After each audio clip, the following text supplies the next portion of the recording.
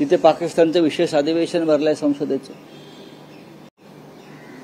आमची तर पहिल्या दिवसापासून मागणी आहे की काश्मीरच्या प्रश्नावर सध्याच्या परिस्थितीवरती 2 दिवसाचं संसदेचं विशेष अधिवेशन तुम्ही घ्यायला पाहिजे आणि सगळ्यांशी मनमोकळेपणानं चर्चा केली पाहिजे. सर्वपक्षीय बैठकीत जे होतं तसं नाही. आम्हाला उणीधुणी काढायची नाहीत.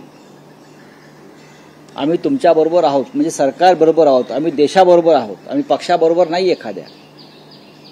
हा देश आमचा आहे, तुमचा जेवढा आहे म्हणताय तेवढा तो आमचाही आहे. आणि म्हणून या सगळ्या गोष्टीचा विचार करताना एकदा काय ते आरपार होऊन जाऊ द्या ना. किती दिवस तुम्ही अशी टांगती तलवार ठेवणार आहात? आणि पुढली जी परिस्थिती निर्माण होईल त्यासाठी तुम्ही आतापासून या देशातल्या सर्व पक्षांना विश्वासात घेऊन काम केलं पाहिजे.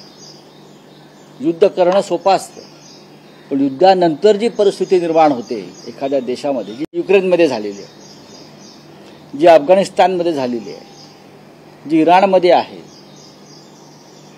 युद्धानंतर अनेक अडचणींना देशाला तोंड द्यावं लागतं. त्याच्या तयारीसाठी तुम्ही देशातल्या समस्त राजकीय पक्ष, विरोधी पक्षांना बरोबर घेऊन काम करणं गरजेचं आहे. पण हे सगळं करण्याआधी देशाचे गृहमंत्री अमित शहा जे अपयशी गृहमंत्री आहेत त्यांना पुढली परिस्थिती सांभाळता येणार नाही, हे मी परत सांगतो. त्यांना पदावरून हटवायला पाहिजे.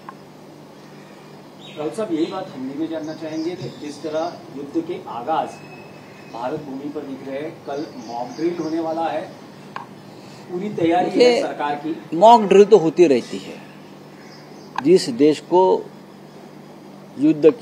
में युद्ध की स्थिति पैदा होती है और जिस देश को युद्ध का अनुभव नहीं है, हमको तो 1971 का युद्ध का अनुभव है, बाद में कारगिल का अनुभव है. कारगिल का युद्ध एक जगह पर हो गया था, लेकिन अगर पूरा देश युद्ध का सामना कर रहा है तो इस प्रकार से मॉक ड्रिल अगर सरकार करना चाहती है तो ठीक है. लेकिन मॉक ड्रिल क्या होता है?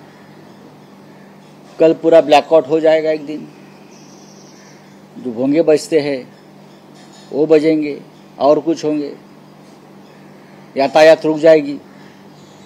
यह हमने 1971 में देखा है. उस वक्त तो कम्युनिकेशन के कोई साधन नहीं थे. अभी है, आप लोगों को दर दिन बता सकते हो क्या करना है क्या नहीं करना है. जैसे आपने कोरोना काल में किया था. कोरोना में युद्ध था, सबसे बड़ा युद्ध था इस देश का, हमने किया है. लेकिन उस वक्त मोदी जी ने कहा था थालियां बजाओ तालियां बजाओ उस युद्ध के खिलाफ लड़ने के लिए. उसे कुछ नहीं हुआ, बढ़ता गया. अभी असली युद्ध है. अब सिर्फ मोदी जी की 56 इंच का सीना नहीं दिखेगा, तो देश का दिखेगा, देश का हर नागरिक का दिखेगा और सरकार का दिखेगा. लेकिन युद्ध के बाद जो परिस्थिति पैदा होती है, युद्ध तो होता है, गोलियां चलेगी, बम डालेंगे,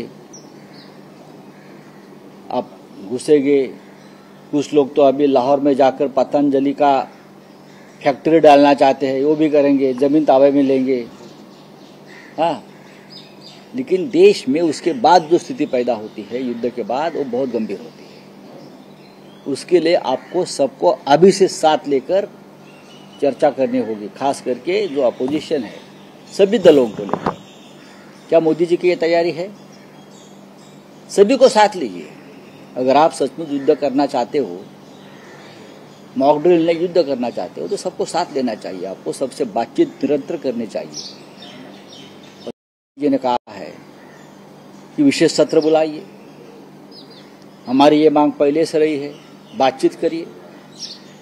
जरूर देश संकट में है, देश युद्ध स्थिति में है, तो हम आपके साथ रहेंगे, क्योंकि हम राष्ट्रभक्त हैं, देशभक्त हैं.